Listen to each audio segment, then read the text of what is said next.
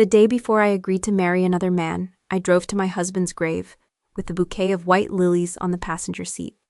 For 3 years, that cemetery had been part of my Saturday routine. Same narrow road, same old trees bending over the entrance, same florist who wrapped the lilies in brown paper without asking who they were for. By the time I parked, my coffee had gone cold. I drank it anyway. The engagement ring Michael had given me was still in my coat pocket. I hadn't worn it once. The newspapers called the marriage a fresh start. The board called it stability. The banks called it the only way to save North Star. To me, it felt like I was apologizing to a man who had never been given the chance to say goodbye. I knelt beside David's headstone and wiped a thin layer of rain from his photograph. "I'm sorry," I whispered. I tried to find another way. The cemetery was quiet except for the wind moving through the trees. I had just placed the lilies against the stone when I noticed a little boy standing several yards away. His jacket was too large for him, and he held a faded backpack against his chest. He wasn't looking at the candy beside the flowers. He was staring at David's picture. "Would you like one?" I asked. He didn't answer. Instead, he stepped closer and studied the photograph with a puzzled expression. "Ma'am." Something in his voice made me straighten. He pointed at David's face. "I know that man." I felt my chest tighten. "What do you mean?" The boy glanced toward the cemetery gate, then back at me. "He lives with my grandmother." For a few seconds, I couldn't move. The headstone was still beneath my hand. David's name was still carved into the granite, but suddenly, the grave in front of me no longer felt like a place of mourning. It felt like evidence. 6 weeks before that boy stopped me at David's grave, I was still fighting to keep David's company out of Ryan's hands. The first thing I did every Monday morning was unlock David's office. Not mine, his. Technically, it had belonged to me for almost 3 years. The board had voted unanimously after the accident, insisting the company needed stability until a permanent successor could be chosen. No one ever said how long temporary was supposed to last, so every Monday I unlocked the same walnut door at exactly 7:15, switched on the lights, and opened the blinds overlooking Elliott Bay. Seattle looked different that early. The ferries moved slowly across the water, the streets hadn't yet filled with commuters, and the office still carried the faint smell of fresh coffee instead of stress. Those 20 quiet minutes before everyone arrived were the only part of my day that still felt honest. David's leather chair remained exactly where he'd left it. I never replaced it. His favorite fountain pen still sat inside the top drawer. The framed photograph of us at Mount Rainier still leaned slightly to the left, because he'd once joked crooked pictures had more personality than straight ones. Sometimes I thought about fixing it. I never did. People assumed I kept his office untouched because I couldn't let go. The truth was simpler. Every decision made inside those 4 walls had built North Star into the company it had become. Walking in each morning reminded me what I was trying to protect. I had just finished reviewing the quarterly cash flow reports when I heard soft footsteps outside.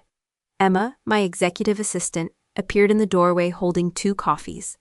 "I figured you forgot breakfast again." "I was hoping nobody would notice." She smiled and placed the cup beside my laptop. "You have 30 minutes before the board meeting." I thanked her, but she didn't leave immediately. Instead, she shifted her weight uneasily. "There are more reporters downstairs than usual." I looked up. "How many?" "Maybe 20. That was unusual. Board meetings rarely attracted media attention unless something significant was happening. "They've been asking whether today's the day you announce your resignation." I let out a quiet breath. "So it started," Emma frowned. "You knew?" "I suspected. Rumors don't appear overnight. Someone plants them, someone waters them. Then everyone acts surprised when they begin to grow." By the time I stepped into the boardroom, every seat was occupied. 12 directors, 3 outside advisors, corporate counsel. Ryan sat halfway down the polished conference table, casually flipping through a presentation packet. When he saw me, he stood and offered the same warm smile he'd been wearing since David's memorial service. "Morning, Sarah. You look exhausted." "I slept fine." "You don't have to keep pretending with me." His voice was soft enough that anyone listening would mistake it for concern. That was Ryan's greatest talent. He never attacked in public. He rescued, comforted, suggested. It made people trust him. I thanked him with a polite nod and walked toward the head of the table. Then I stopped. David's photograph was gone. For years, a framed portrait of our founding team had stood beside the presentation screen. It wasn't large or particularly noticeable, but everyone who entered the room saw it. Now it had been replaced. In its place stood a sleek acrylic display with the company's new slogan. Future leadership starts today. No photograph, no founders, no David, just branding. I turned toward Emma. Where's the frame? She looked genuinely confused. It was here when I left Friday. Ryan spoke before anyone else could. We're refreshing the boardroom, he smiled. Marketing thought the new display looked more forward-thinking. A few directors nodded absent-mindedly. I walked to the side cabinet, opened the lower door. There it was. David's photograph had been placed behind a stack of presentation binders. Face turned toward the wood as though someone had hidden it in a hurry. No one said a word while I picked it up. The glass was dusty. I wiped it clean with the sleeve of my blazer. Then I carried it back across the room and placed it exactly where it had always stood, next to my chair. The movement lasted less than 10 seconds, yet somehow it changed the atmosphere completely. Ryan chuckled. I don't think David would mind the new decor. I met his eyes for the first time that morning. This isn't about decor. He opened his hands in an easy, harmless gesture. Of course. I only meant we should focus on where the company is going. And we will, I pulled out my chair. But we don't have to erase where it came from. No one applauded, no dramatic speeches followed.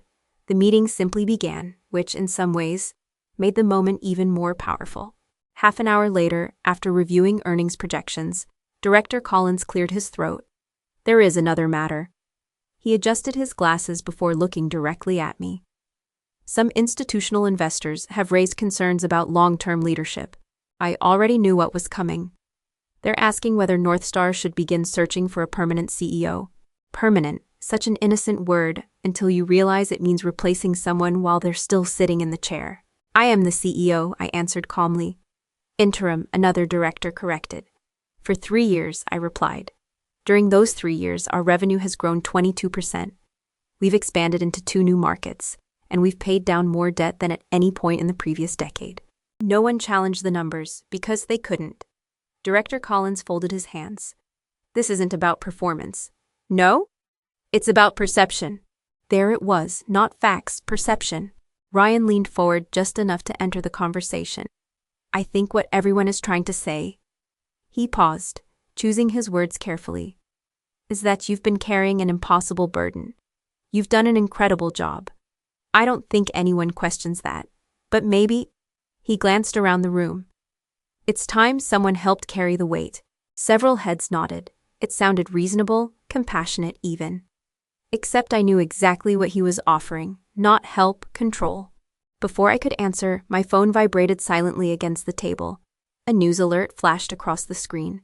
Can a grieving widow still lead a billion-dollar company? The article had been published 3 minutes earlier, 3 minutes, which meant it had gone live before this discussion even started.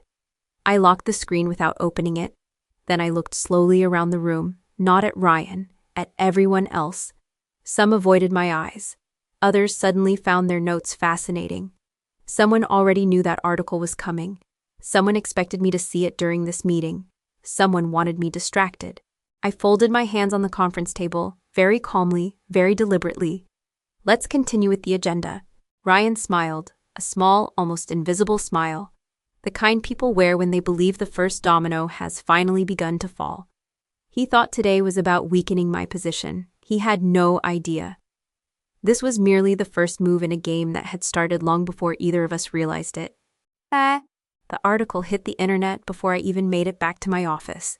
By noon, every business publication in Seattle seemed to be asking the same question in a dozen different ways. Was Northstar being held hostage by a grieving widow? One network used my photograph from David's funeral. Another chose one taken outside a shareholder meeting where I'd been squinting into the sun.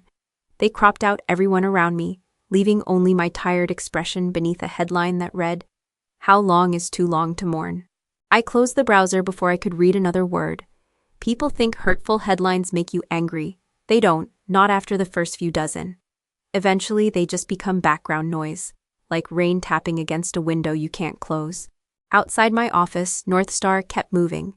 Phones rang, printers hummed, someone laughed in the break room.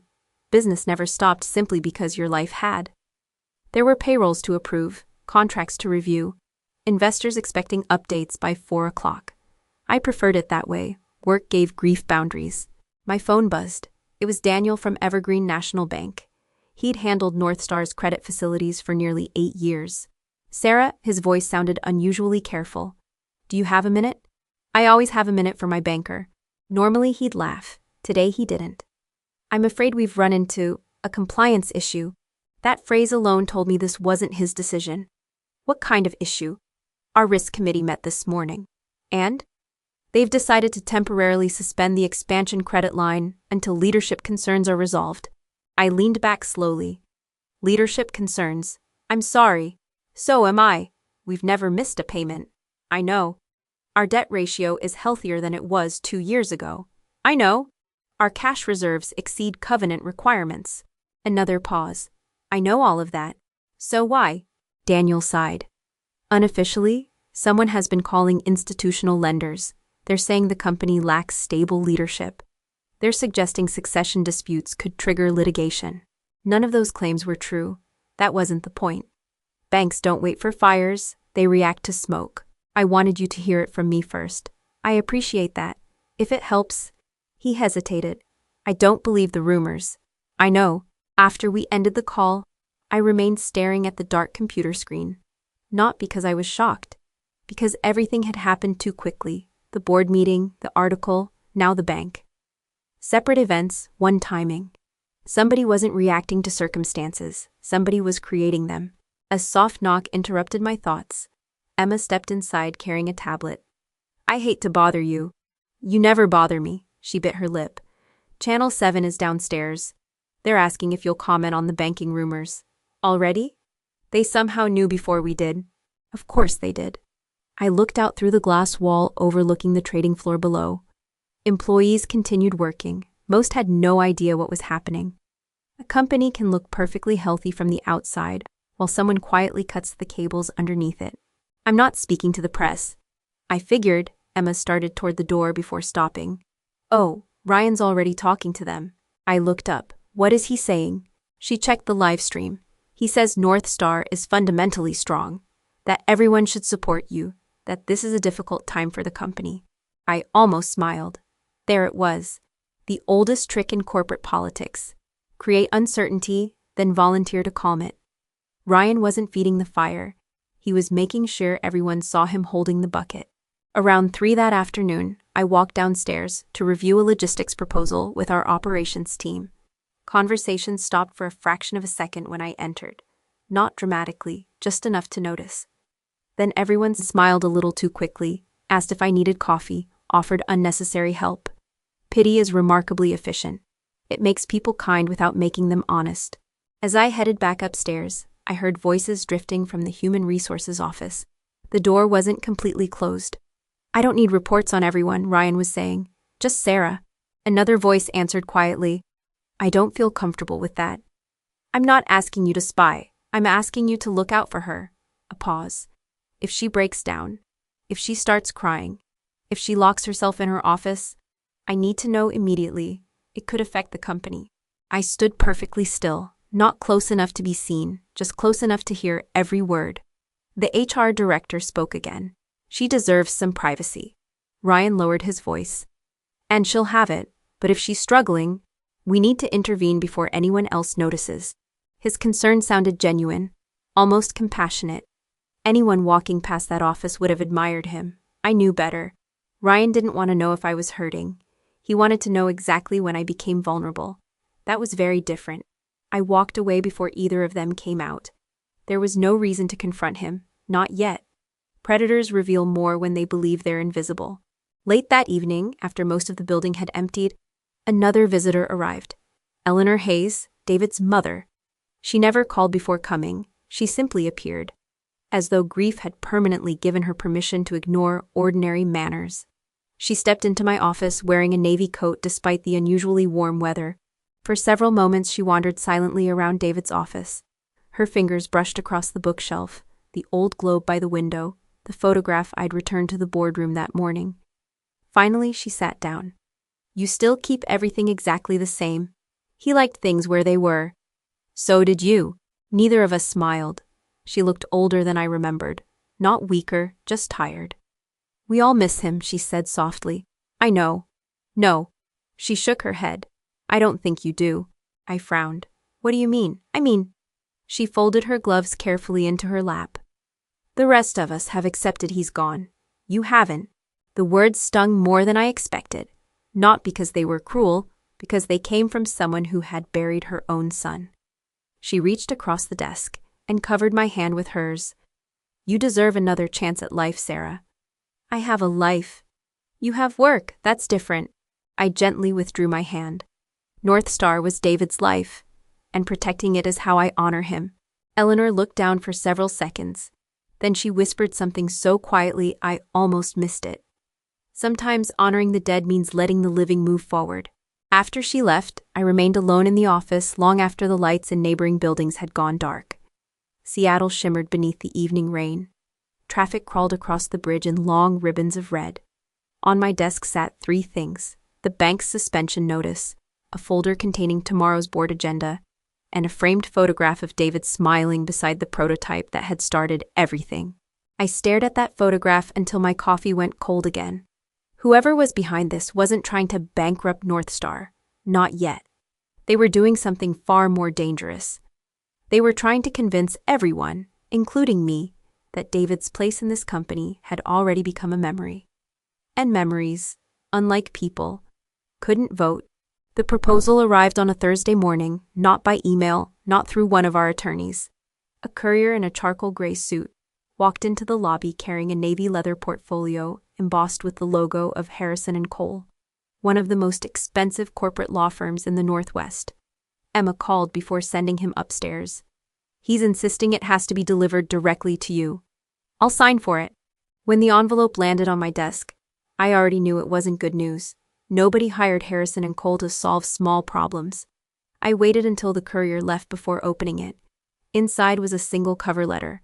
The first line made my stomach tighten. Proposal for strategic partnership between Northstar Technologies and Meridian Capital Group. I knew Meridian. Everyone in Seattle's business community knew Meridian. Private equity, aggressive acquisitions. They didn't build companies, they bought struggling ones. Then they stripped them apart until every profitable piece had been sold. I flipped to the next page. Halfway down, one name caught my attention: Michael Bennett, Chairman, Meridian Capital. The proposal sounded almost generous. Meridian would inject enough capital to stabilize Northstar. The banks would restore every frozen credit line. Shareholders would receive immediate reassurance. The media would finally have a positive story to print. It was, on paper, exactly what we needed. Until I reached the final section. There it was, one sentence buried beneath 3 pages of legal language.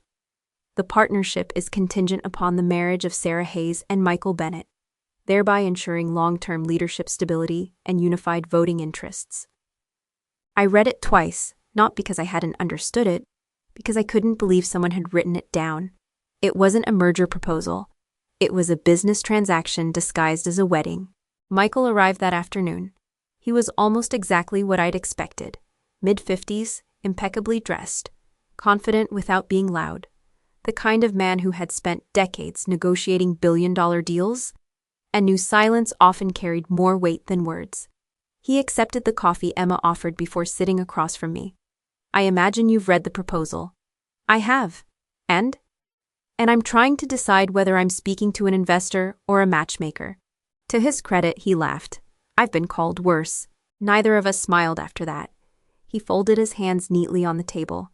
Sarah, I know how unusual this sounds. Do you? I do. Then why suggest it? Because perception moves markets. There it was again. Perception, not truth, not loyalty, perception. You've become the story, he spoke calmly, almost apologetically. As long as investors see Northstar as a company trapped in grief, your stock will continue to suffer. And marriage changes that. It changes confidence. I leaned back. Or control. Michael didn't answer immediately. Experienced negotiators rarely reject uncomfortable questions. They simply wait. Finally, he spoke. Every successful company eventually chooses stability over emotion. I looked toward the rain sliding down my office windows. My husband built this company. And the best way to honor him is to keep it alive. Even if that means marrying a stranger? If that's what protects 2,300 employees. He said it so matter-of-factly that, for one brief second, I almost forgot he was asking me to exchange wedding vows in return for financing. Before I could answer, someone knocked once before opening the door. Ryan. He stopped just inside the office. Oh, I didn't realize I was interrupting. Michael stood first. The two men shook hands, not awkwardly, comfortably, too comfortably. You've met, I said. Ryan smiled. Only socially. Something about the way they looked at each other made the room suddenly feel smaller, not because I suspected a conspiracy, because I recognized familiarity, the kind people develop after more than one conversation. Ryan glanced toward the proposal lying open on my desk. I hope you'll consider it. His tone was warm, supportive. Everyone wants what's best for North Star. Everyone. Interesting choice of word. The following Monday's shareholder meeting was unlike any I'd attended before. Every seat was filled. Several investors had flown in from New York. Reporters crowded the back wall. Television cameras waited outside. Nobody talked about quarterly earnings. Nobody cared. They wanted one answer. Would I accept Meridian's proposal? Director Collins cleared his throat. The board believes Mrs. Hayes should address the shareholders directly. I stood slowly. Hundreds of eyes followed me, some sympathetic, some impatient, some already convinced they knew what I was about to say. Before I could speak, Eleanor stood from the front row. She wasn't scheduled to address the meeting. She simply walked toward me. For a moment, I thought she intended to hug me. Instead, she gently took my hand. Her voice trembled just enough to sound sincere. Sarah, you loved my son. I still do. I know, a tear rolled down her cheek. So if you truly love David, don't let his life's work die with him. The room became perfectly still. She turned toward the shareholders. My son gave everything to this company. He would have wanted it protected. Then she looked back at me. If marrying again is what saves North Star, then I believe David would have wanted that too. A quiet murmur spread across the room. It was masterfully done. No threats, no pressure, only guilt, wrapped in love. I looked at Eleanor for several long seconds, then at Ryan. He stood near the back of the room with his hands folded, wearing the expression of a man deeply moved by the sacrifice unfolding in front of him. For just an instant, I caught him smiling, not openly, barely enough for anyone else to notice. But I noticed, because it disappeared the moment our eyes met. Later that afternoon, Harrison and Cole delivered the draft prenuptial agreement. I expected pages about assets, property, inheritance. Instead, my attention stopped on Clause 14. It occupied less than half a page. Easy to miss unless you knew exactly what to look for. Upon marriage, all voting rights currently held by Sarah Hayes shall be transferred into a joint marital voting trust, administered by both spouses until further resolution by the board of directors. I read the paragraph 3 times, not because it was funny, because the entire performance suddenly made sense. The banks, the headlines, the pressure, the engagement. None of it had ever been about helping me rebuild my life. It wasn't even about North Star. It was about one thing: control. They didn't need my heart, they needed my signature. I closed the agreement and looked once more at David's empty chair across the office. For the first time since his disappearance, I found myself wondering whether losing him had really been the beginning of this story. I signed the engagement papers on Friday afternoon, not because I'd changed my mind, because every other option had already been taken away from me. By the time I left the office, the news had already begun to spread. Investors praised the decision. The board called it responsible. Television anchors described it as the beginning of a new chapter for North Star. Only I knew it felt more like an ending. Instead of driving home, I turned toward Evergreen Memorial Cemetery. There was one person I needed to face before the wedding. For 3 years, I'd visited David's grave almost every week.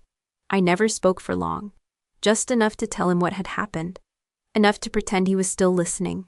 I placed a bouquet of white lilies against the granite headstone and rested my hand on the cold stone.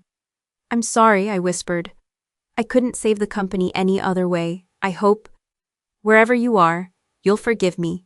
For a long moment, the only sound was the wind moving through the trees. Then a small voice broke the silence. "Excuse me, ma'am." I turned. A little boy stood a few steps away, staring at the photograph engraved on David's memorial. He looked no older than 9. His eyes stayed fixed on the picture. Finally, he frowned. "I know him?" I offered a tired smile. "I think you're mistaken." He shook his head immediately. "No, he lives near my grandma." The words barely registered. I stared at him, waiting for him to laugh or admit he'd confused David with someone else. He didn't. "He fixes fishing nets. He doesn't talk much, but he's nice." My pulse began to race. I pulled out my phone and opened the last photograph I'd ever taken with David. "Is this the man you mean?" The boy looked for less than a second. "Yes, I saw him this morning." Every rational thought told me this couldn't be true, but grief has a way of making impossible things feel worth chasing. "Can you take me to him?" He hesitated, then nodded. "My grandma will know." Less than half an hour later, we stopped outside a weathered cottage overlooking a small marina. An elderly woman looked up from the porch as we approached. Before I could explain why I was there, the front door opened behind her. A man stepped outside carrying a toolbox. My breath caught. The beard was new, the scar along his neck wasn't. Neither were his eyes. "David," the name escaped before I could stop it. He looked at me politely, the way a stranger looks at another stranger. "I'm sorry," he said. "Have we met?" The world seemed to stop. I stepped toward him, unable to believe what I was seeing. "It's me, it's Sarah." Nothing changed, no recognition, no surprise, only quiet confusion. The older woman hurried between us. "Please don't push him, he doesn't remember much."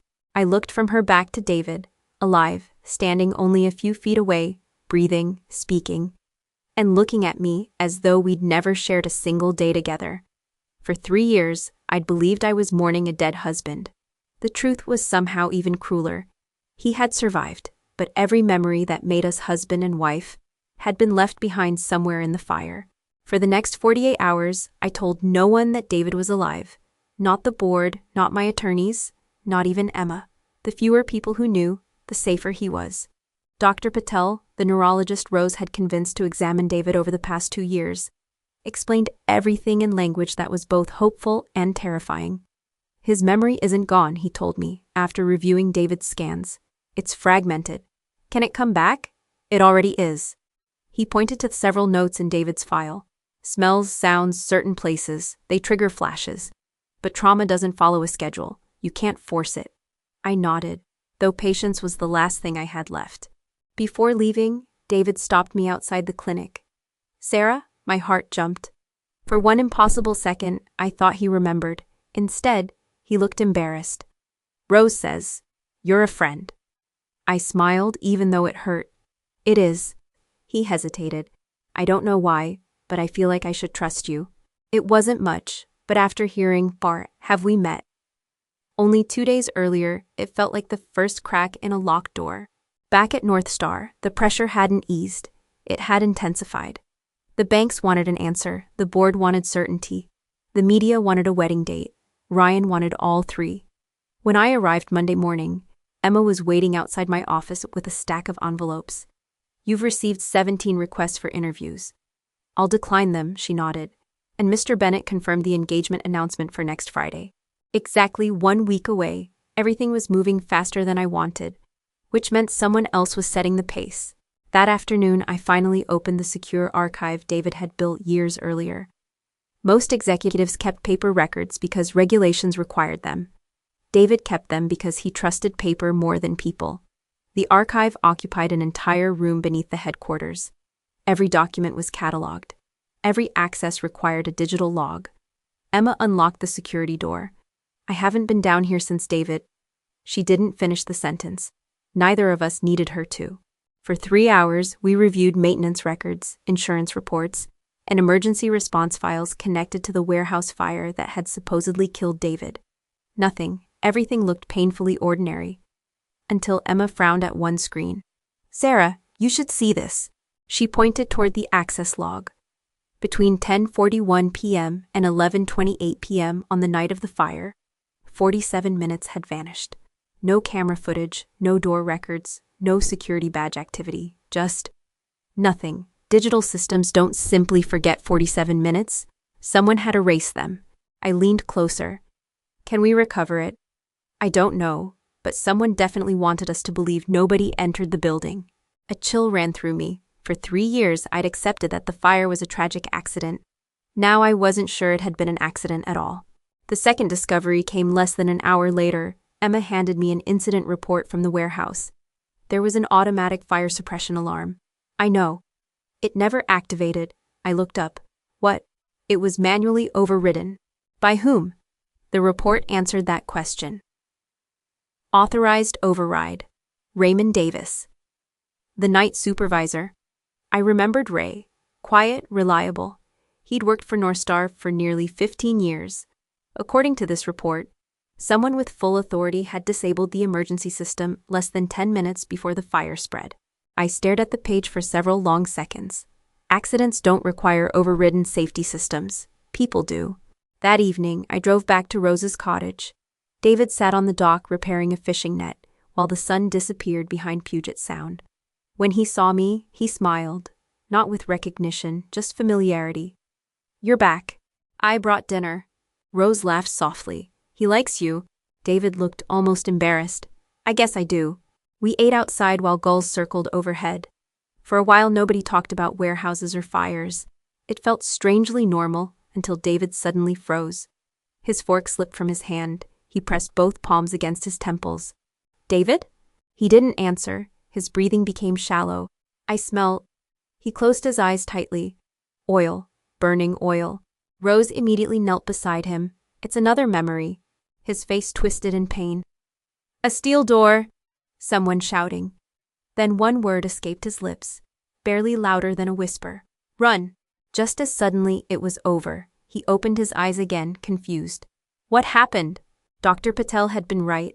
The memories were still there, waiting, not gone, waiting. On the drive back to Seattle, my phone vibrated. A message from Ryan. Glad you finally accepted reality. Next Friday changes everything. I read it twice before locking the screen. He thought I had surrendered. He believed the engagement meant I'd stopped fighting. Good. That was exactly what I needed him to believe. Because while Ryan was busy planning a celebration, I was beginning to understand what had really happened 3 years earlier. Someone hadn't just stolen David's company. Someone had tried to erase David himself. And for the first time since this nightmare began, I had something far more dangerous than suspicion. I had a living witness. I stopped thinking like a widow. I started thinking like a CEO again. Grief had kept me looking backward for 3 years. Now every instinct I had ever relied on in business told me to do the opposite. Follow the evidence, ignore the noise, never let your opponent know you've discovered their weakness. The morning after David's memory episode on the dock, I accepted Michael Bennett's invitation to lunch. Ryan was there too. That surprised me, or at least I pretended it did. Michael welcomed me with an easy smile. I'm glad you came. So am I. Ryan raised his coffee. I'll admit, Sarah, I wasn't sure you would. I've had time to think. His shoulders relaxed almost immediately. Good. People become careless the moment they believe you've stopped resisting. For the next hour, we talked about merger timelines, investor confidence, and wedding logistics. I asked questions, listened carefully, even laughed once or twice. Ryan watched me with quiet satisfaction. He thought I was finally accepting reality. He had no idea I was studying him. Every confident person has a tell. Ryan's was his wedding ring. Whenever he lied, he unconsciously twisted it with his thumb. By dessert, he'd done it 11 times. Back at Northstar, I made my next move, not publicly, quietly. I asked our internal audit team to conduct a routine compliance review of the warehouse fire. Nothing unusual, no accusations, just paperwork. When the request reached Ryan's office, he approved it within the hour, exactly as I'd hoped. Emma looked surprised. He didn't object. He won't. Why? Because people who think they've already won stop checking the locks. The audit request gave us legal access to records that had been ignored for years. Maintenance contracts, insurance correspondence, security vendor backups. Most of it led nowhere until late Wednesday afternoon. Emma hurried into my office carrying a thin folder. I found Ray Davis. The warehouse supervisor? She nodded. He retired 6 months after the fire. Where is he now? Tacoma. What does he say? She hesitated. He refused to talk. That alone told me more than an interview ever could. Innocent people usually deny accusations. Guilty people avoid conversations. That evening, I drove back to Rose's cottage. David was sitting alone at the end of the dock. He'd started recognizing my car. That simple fact made me happier than it probably should have. "You came." I said I would, he smiled. I remembered that. Not my name, not our marriage. Just a promise I'd made 2 days earlier. Recovery wasn't dramatic. It arrived in tiny pieces, like sunlight slipping through broken clouds. We sat together watching fishing boats return before sunset. Neither of us spoke for several minutes. Finally, David asked, "Did we work together?" I looked at him. "Why do you ask?" "I had a dream." "What kind of dream?" "There was glass everywhere." He rubbed his forehead. "A conference room. A man kept arguing with me." "Can you remember who?" He closed his eyes. For several seconds, nothing happened. Then his breathing changed. His hands gripped the edge of the bench. Another pause. "He wore expensive cologne." I almost smiled. David always noticed details nobody else remembered. "What else?" "A gray scarf." Someone grabbed my arm. "The warehouse." His voice cracked. There was smoke. His entire body tensed. Then suddenly, "Ryan." The name came out clearly, not whispered, not uncertain, clear. He opened his eyes immediately afterward, breathing hard. "Who is Ryan?" For a second I couldn't answer because after 3 years, it was the first real memory that belonged to his old life. I reached across the bench and took his hand. "Someone you trusted." He looked down at our hands. For reasons he couldn't explain, he didn't pull away. The next breakthrough came from somewhere completely unexpected. Pete Lawson, a former maintenance contractor. Emma tracked him down after finding his name attached to emergency repairs, completed the week before the fire. He agreed to meet only after his attorney confirmed North Star wasn't suing him. Pete looked exhausted, like a man who'd carried something heavy for too long. "I've been waiting for someone to ask." My pulse quickened. "What do you mean?" He stared into his untouched coffee. "The fire alarms. I didn't disable them. But somebody ordered me to sign paperwork saying they were working." "Who?" Pete looked toward the cafe window, then quietly answered. "Ryan. He said the system would be replaced after the board approved next year's budget." "And the report?" "He told me to backdate it." My stomach tightened. Pete reached inside his worn messenger bag and slid a folded document across the table. I kept a copy in case. The signature at the bottom wasn't Ryan's. It didn't need to be. Attached was an internal authorization email, linking the override request directly to his office. It wasn't enough to convict him, but it was enough to destroy the story he'd been telling everyone. Friday morning, Emma entered my office carrying another folder. "This one's from accounting." I opened it. Wire transfers, consulting invoices, payments routed through shell companies I'd never heard of. One name appeared again and again. Meridian Strategic Advisors, Michael Bennett's private consulting firm. The money trail connected far more people than I'd imagined. Ryan hadn't been acting alone. He never was. I closed the folder and looked through the glass wall toward the city beyond. The engagement ceremony was only 5 days away. The press believed it would celebrate North Star's future. Ryan believed it would secure his victory. Michael believed it would finalize the merger. They were all planning the same event, just not the same ending. Before leaving that afternoon, I drove back to Rose's cottage one last time. David was waiting on the porch. As soon as he saw me, he smiled. This time, he didn't hesitate. "Sarah." Just one word, but it was my name. Not because I'd introduced myself, because he remembered it. Only a little, only enough to say it without thinking. I felt tears sting my eyes. He looked embarrassed. Did I say it right?" I laughed through the tears. "You said it perfectly." He frowned, as though trying to understand why that one word mattered so much. I didn't explain. Some victories are too fragile to put into sentences. I simply hugged him, and for the first time in 3 years, he hugged me back, not out of politeness, out of instinct. Somewhere deep inside him, the man I had lost was beginning to find his way home. The ballroom at the Fairmont Olympic had never looked more beautiful or more deceptive. Crystal chandeliers reflected off polished marble floors. A string quartet played softly near the stage, while waiters moved through the crowd carrying champagne on silver trays. Every major shareholder seemed to be there. Bank executives stood beside reporters. Television crews adjusted their cameras near the back of the room. To anyone walking in, it looked like a celebration. A merger, an engagement, a new beginning. Only 3 people in that room knew it was really the end. Ryan greeted guests as though he already owned the company. Michael Bennett shook hands with investors, promising a stronger future for North Star. When I entered, dozens of cameras turned toward me. Someone shouted, "Sarah, over here! How does it feel to be starting over?" I smiled politely. Years in corporate leadership teach you one useful skill. Smile first, answer later. Ryan crossed the room with 2 glasses of champagne. "You look relieved." "I slept well." "I told you everything would work out." He handed me a glass. "For David."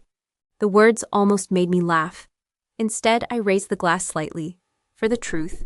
He smiled without understanding what I'd meant. At exactly 7 o'clock, Michael stepped onto the stage. "Ladies and gentlemen, thank you for joining us." He spoke for nearly 10 minutes about partnerships, growth, and confidence. The kind of speech investors always applauded because it sounded important even when it said very little. Then he invited me to the podium. "This company has endured difficult years," he announced, "but tonight marks the beginning of a brighter future." The applause echoed through the ballroom. I walked slowly toward the microphone. Every face in the room waited for the same announcement. The engagement, the merger, the surrender. I placed my prepared remarks on the podium, then quietly folded them in half. "I'm afraid I won't be reading that speech." A ripple moved through the audience. Michael frowned. Ryan's smile stiffened. Instead, I picked up a small remote from the podium. "I believe everyone here deserves the complete story." The lights dimmed. Behind me, the giant presentation screen came to life. The first image appeared. A warehouse security timeline, highlighted in bright red. 10:41 p.m. Recording interrupted. 11:28 p.m. System restored. 47 missing minutes. Murmurs spread through the room. The second slide followed. Emergency fire suppression records. Manual override authorized. Then another. Financial transfers, consulting payments, internal emails. Each piece connected to the next. No dramatic music, no accusations, just documents. Real documents. Ryan stepped toward the stage. "What is this?" I looked directly at him. "The beginning." Michael reached for the microphone.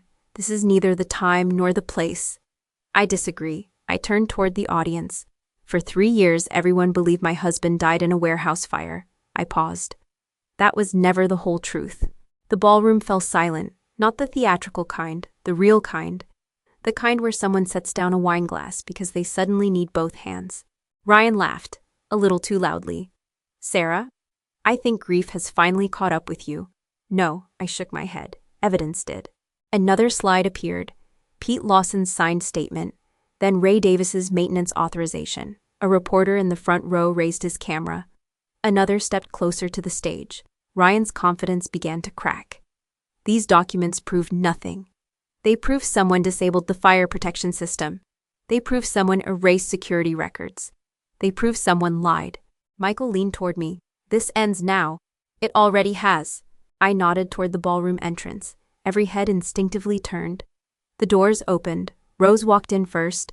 Leo held her hand, then a man stepped quietly into the room. He wasn't wearing an expensive suit, just a navy sport coat borrowed from Dr. Patel. His scar remained visible above his collar. His beard had been trimmed. He looked thinner than the man everyone remembered, but there was no mistaking him. David Hayes. Nobody moved. One reporter actually lowered his camera. Another shareholder whispered, "My God!" Ryan stared as though he'd seen a ghost. His face lost every trace of color. "That's impossible." David walked slowly toward the stage. His steps were careful, measured. Not because he was afraid, because he was still healing. He stopped beside me. For a brief second, our hands found each other. This time, he didn't let go. He looked directly at Ryan. The room waited. "I remember enough." His voice was calm. "I remember the warehouse." Ryan took a step backward. "I don't know what game this is." David continued. "I remember smoke. I remember trying to get out." Another step. "I remember someone locking the steel door." Ryan's breathing quickened. "Stop talking." "I remember your voice." The ballroom became perfectly still. David never raised his voice. "You told me that North Star would finally belong to someone who deserved it." Ryan's head snapped violently from David to me. No, he's confused. He's sick. He doesn't know what he's saying. David looked at him with heartbreaking sadness. I trusted you. Ryan pointed wildly toward the audience. He was never supposed to come back. The words escaped before he realized he'd spoken them. Silence, complete silence. Michael slowly closed his eyes. He knew it was over. Ryan tried again. You don't understand. I spent my entire life living in his shadow. My father only saw David. The board only saw David. Everyone. He slammed his fist against the podium. Treated me like I was second best.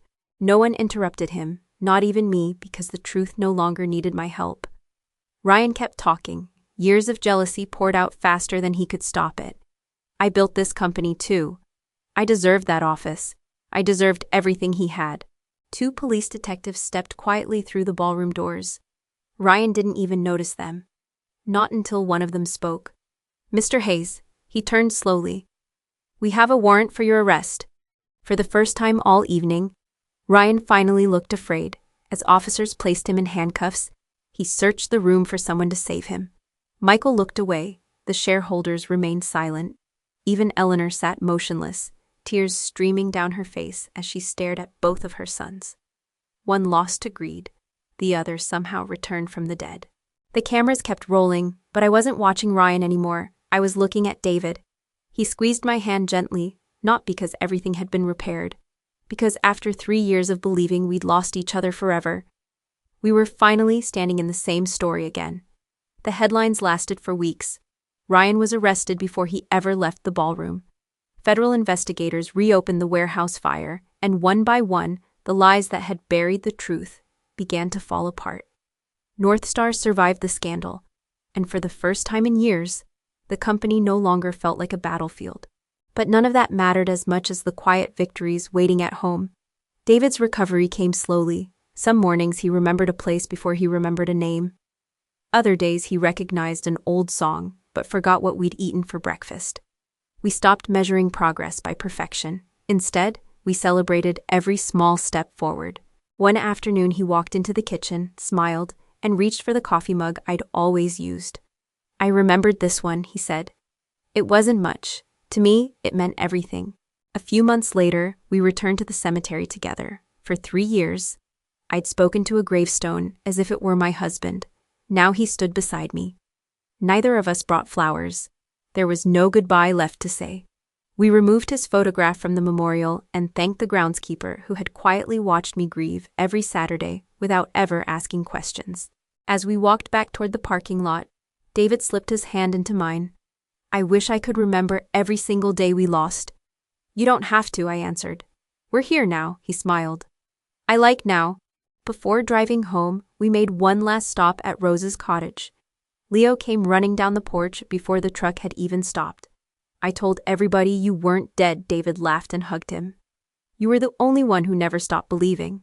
Watching the two of them together, I realized that miracles rarely arrive the way we imagine. Sometimes they come disguised as ordinary people who choose kindness when nobody is watching. Looking back, I no longer remember the day I thought I lost my husband as the end of our story. I remember it as the beginning of a journey that taught me something far more valuable. The truth can be buried. It can be ignored. It can even be declared dead. But sooner or later, it always finds its way home. And so did David.